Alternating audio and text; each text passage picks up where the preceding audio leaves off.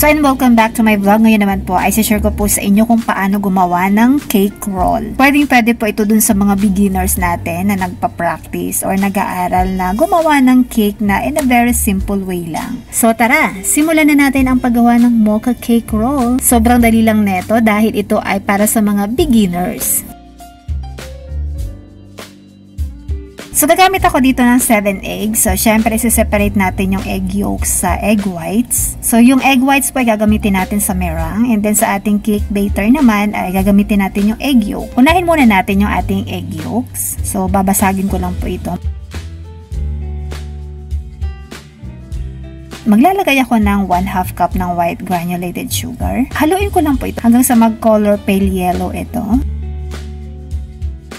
So, maglalagay ako ng 1/2 cup ng oil. And then, i-mix ko siya together with egg yolk and sugar. So, mag-add na ako dito ng 1 cup ng water. Pero kung gusto niyo po maging special ito, ilagay niyo po ay evaporated milk. And then, 1/4 teaspoon ng baking soda. And 1 tablespoon ng baking powder. So, haluin po natin uli. And then, magsisift ako ng 1 1/2 cup ng cake flour. So, para po maganda ang alsa ng ating cake. So, isisift po natin ito.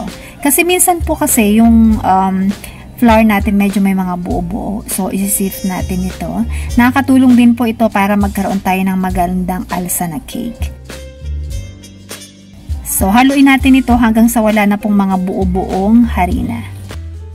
Gagamit po ako dito ng 1/2 tablespoon ng mocha flavoring. Pero kung wala po kayong ganitong flavoring, pwede po kayong gumamit ng coffee na lang. Yung black coffee, kahit mga isang sachet lang. And then, kahit Milo na lang, ganon. Kasi alam nyo naman yung mocha is pinagsamang chocolate and coffee. So, yun lang, kung wala lang kayong ganito. Pero kung gusto nyo talagang masarap, ganitong flavoring, tapos lagyan nyo pa rin ng chocolate and coffee. So, kaya naman po ay gagawa na tayo ng meringue. Gagamitin na po natin ngayon yung 7 egg whites. So, imimixer lang natin ito hanggang sa maging bubbly siya. Kung wala po kayong ganitong mixer, ay pwede kayong gumamit ng hand mixer. Alright, so kapag ganito po na medyo nagbubbles na siya, lalagay na natin yung 1/8 teaspoon ng cream of tartar. And then, gradually naman po natin ilalagay ang 3/4 cup ng white granulated sugar. So, dahan-dahan lang po ang paglalagay natin ng sugar.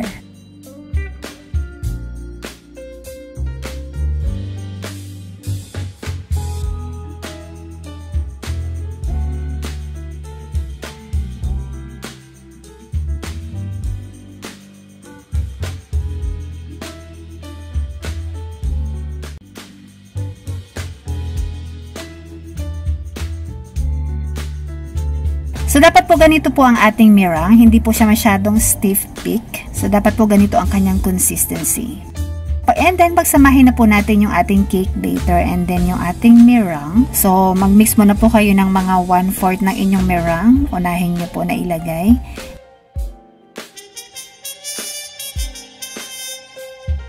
And then, kapag na-mix nyo na po, i-add nyo na po yung natitira pang meringue. Para hindi naman siya mabigla. Okay?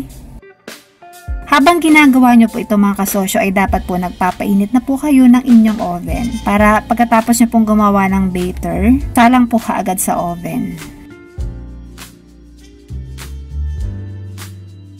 So, dapat po hindi po ito mo-overmix mga kasosyo dahil kapag nasobrahan po ito ng paghalo ay bumabalik po sa pagiging liquid or pagkatubig yung ating batter. So, ang result po niyan ay nagiging matigas po ang ating cake. Hindi na siya ganun kalambot and ka-fluffy.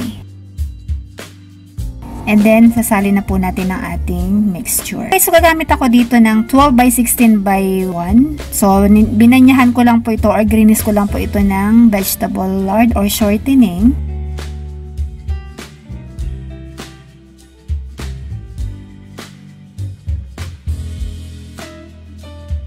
So, itaktak lang natin ito para mawala yung mga air bubbles niya. And then, bibake na po natin ito sa ating preheated oven na 160 degrees Celsius ng 15 to 20 minutes. So, ngayon naman po gagawa na tayo ng kanyang frosting or icing. Gagamit ako dito ng 1 bar or 225 grams ng butter. Dapat po ito ay nasa room temperature. Kaya lang, itong ginamit ko yata ay medyo hindi pa siya lumalambot ng konti. Excited lang ako, hindi makapag-antay na lumambot ng bahagya or ma-reach na yung room temperature. Kaya naman po gumagamit tayo ng room temperature butter para tipid na rin sa kuryente sa pagmimix. Kasi yun, kapag nasa room temperature siya ay saglit na lang po siyang i-mixer. Unlike dito na medyo matigas pa ng konti. And then, i-mixer po natin ito. And then, gagamit ako ng 1/2 cup ng condensed milk. And then, 1/2 cup ng lard or shortening. Optional lang po kung gusto niyo pong maglagay nito. Pwede niyo pong palitan ang shortening ng butter uli. So, magiging 1 and 1/2 cup yung butter. And then, maglalagay din ako ng 3/4 cup ng powdered sugar. And then, maglalagay pa rin ako dito ng 1 teaspoon ng mocha flavor. Pero kung wala kayong mocha flavor, pwede po kayong gumamit ng coffee powder, black coffee powder, and chocolate. Pwedeng, kung meron kayong chocolate zero, pwede na rin yan. So, mixer po natin ito hanggang sa ma-achieve natin yung tamang consistency na yung makinis na siya at makintab. At the same time, wala na tayong nalalasahan na magaspang na texture. So, pag smooth na po ito, ay stop nyo na po yung pagmimixer. Okay na. And then, tamang-tama, luto na po ang ating cake. So, ayan kaya tayo naglalagay ng brown paper para mabilis lang natin itong matanggal. Ayan, di tayo mahirapang magtaktak.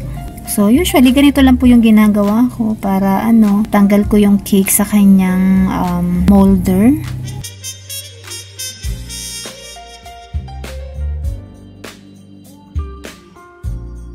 So, nilagyan ko muna ito ng plastic para hindi mauka or matanggal yung ibabaw niya. And then, maglalagay lang tayo dito ng konti para pinaka-pandikit niya habang i-roll natin yung cake. At the same time, pinaka-filling na rin niya or palaman.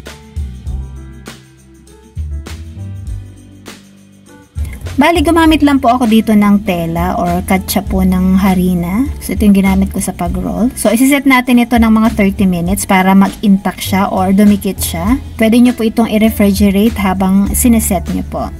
And after 30 minutes ng pagsiset natin, ito na po ang ating cake roll. So, tatanggalin lang po natin yung mga dulo kasi hindi siya pantay. So, ang gagawin ko po dito ay hahatiin ko na siya para kumbaga ano to, half roll, half cake roll. So, gagamit ako dito ng styro na para sa half roll. And then, syempre yung container natin paglalagyan. Kunyari may bibili na pang half roll. Meron nabibiling ganito mga kasosyo. Exclusive para sa mga half roll na cake. Okay? And then, ito naman, since kami ay nagtitingin ng cake sa tindahan, so ito ang ginagamit ko. Ayan. Sa pagde-design naman po ng cake, mga kasosyo, ay syempre, po meron naman mga piping tip pag magde-design kayo ng cake. So, pwede po kayong mamili kung anong design ang gusto nyo. Okay? So, bahala na po kayo mag-design ng cake nyo. Para sa mga beginners, ganito lang naman po ang pagde-design ng cake. Napakadali lang naman.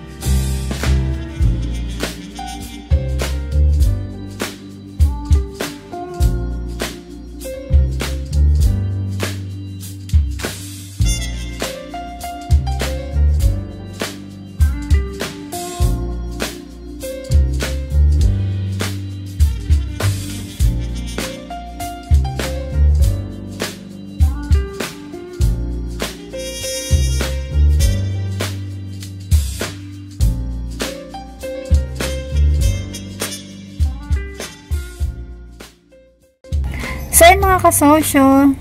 Ayan, so, titikman na natin ang ating cake ngayon. Sobrang soft po ng ating cake.